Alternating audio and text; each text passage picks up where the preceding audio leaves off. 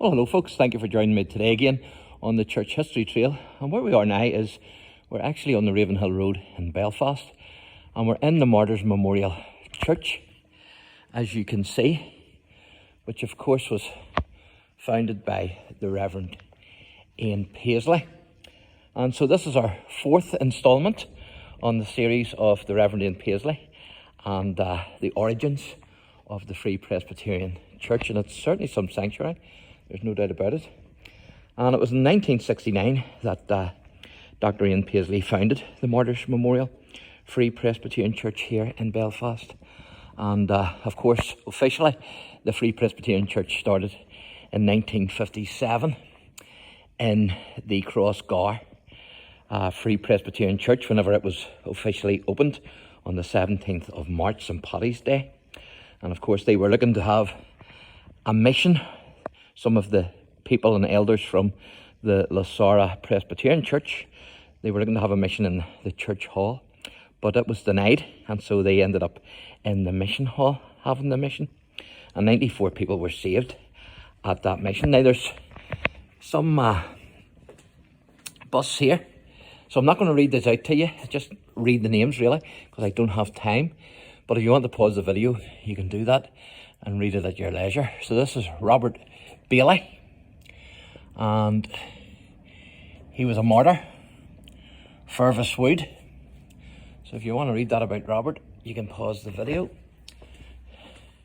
And this man here is Samuel Rutherford. I've actually been at his grave, done a wee video at his grave.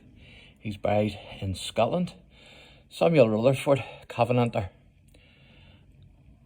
and prisoner.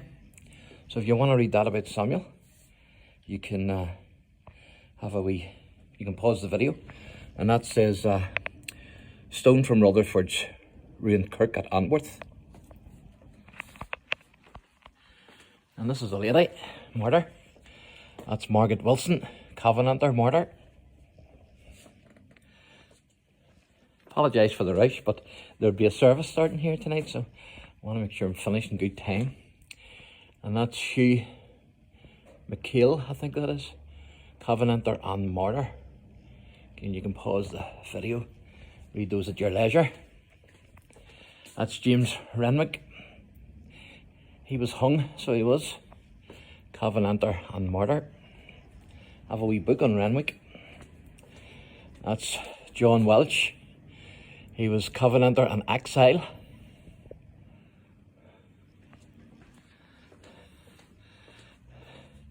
Daniel Cargill, sorry. He was a Covenanter and martyr. And that's Andrew, I think that's McWillie. But he was a Covenanter and he was a martyr. Never heard of that man before. And that's John Livingstone, Covenanter and exile. Give you a wee view of the pulpit here from this side. Some churches, no doubt about it. This is James Stewart. He was the good regent and martyr.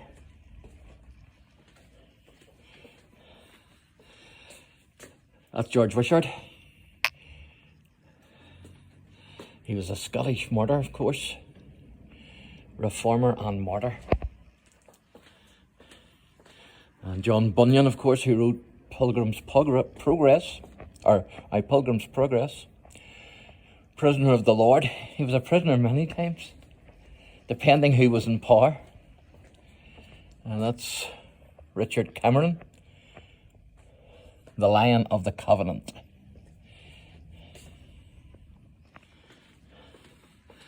And there's no information of that one.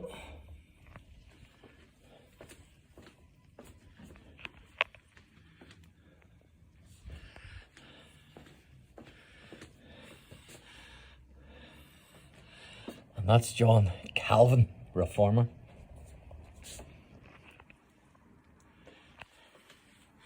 From where we get Calvinism, of course. And that's John Wycliffe, the morning star of the Reformation. He died in the 14th century. He wasn't martyred, but 40 years later they dug up his bones and burnt them, because the Roman Catholic Church taught that if your bones were burnt back then, you couldn't get into heaven, even though he'd been there for 40 years.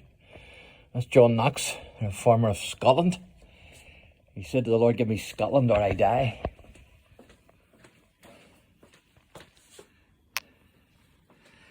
Martin Luther, the monk that shook the world. Of course, it was Martin Luther's protest against the misuse of indulgences, but that he nailed his 95 Theses to the door of the castle church at Wittenberg that sparked the 16th century Reformation. And there's no information of that one, but it's a lady. John Foxe, Foxe's Book of Martyrs.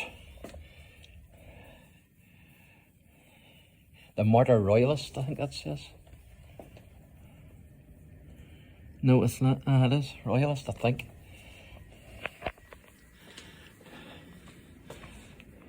Funny looking hat on that one. Oh, well, that's Jerome of Prague. He was a reformer as well. Reformer and martyr. He's in the same category as John Huss. And of course, this is Huss here. Reformer and martyr.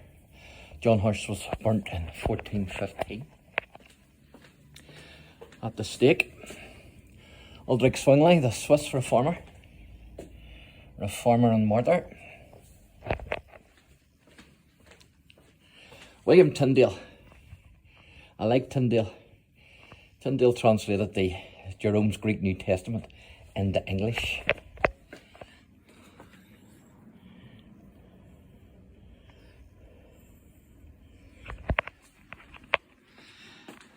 And he was strangled and then burnt. This is John Harper. And I think he was one of the Marian reformers. Bishop and martyr, yeah. I think he was, if I remember rightly, I covered him.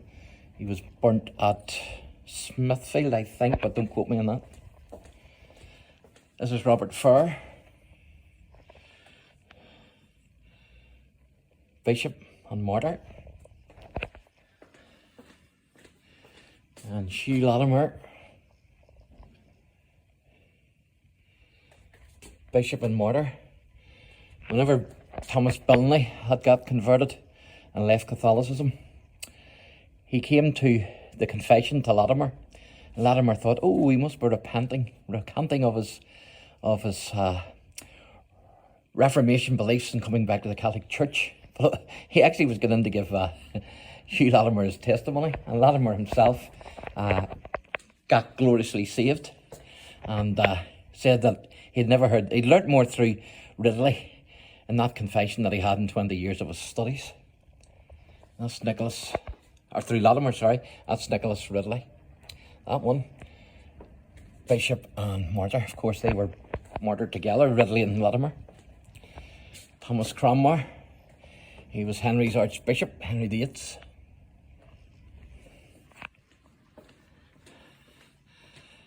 William Hunter, the boy martyr of Brentwood. I have a wee book on him, so I have. I haven't actually read it yet, I'll have to get into that wee book. Patrick Hamilton, the first Scottish martyr. He was indeed reformer and martyr. And this one is Dennis Perry, missionary and martyr. He's definitely not from the 16th century. So there you go, folks. So what do you think of that? That was absolutely amazing. Big thumbs up to the gentleman who let me in. Thank you very much, sir. So thanks for watching, and God bless.